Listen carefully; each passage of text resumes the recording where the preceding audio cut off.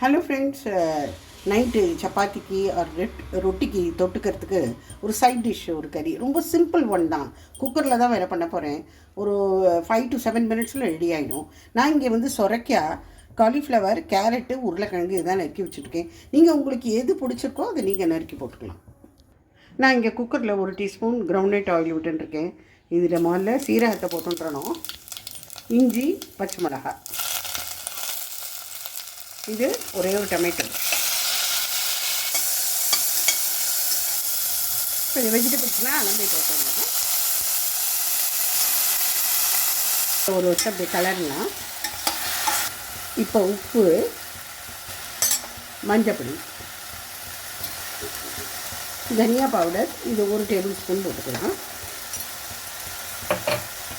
காரப்பொடி கொஞ்சம், பெருங்காயம் கொஞ்சம், நல்லா வாசனையாக நல்லாயிருக்கும். இதை நல்லா கிளறிட்டு இந்த 2 விசிலுக்கு வச்சுட்டு உடனே நம்ம இதை ரிலீஸ் பண்ணிடணும். விசில் மேலேருந்து இந்த இதை எடுத்துடணும். இதில் 1 டம்ளர் ஜலம் ஊற்றிடலாம்.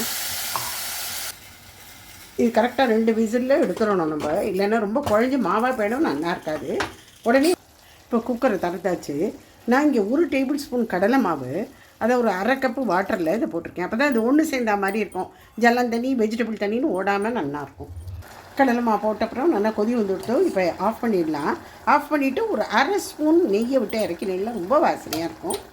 கூடவே கொத்தமல்லி போட்டுவிடலாம். No onion no garlic sabzi is ready. Phulka பண்ணியிருக்கேன் இப்போ ராத்திரிக்கு நைட்டுக்கு. இது ரொம்ப டேஸ்டியாக இருக்கும். நிமிஷமாக ஆகிடும். நீங்கள் எல்லாமே ட்ரை பண்ணுங்கள். பாய்.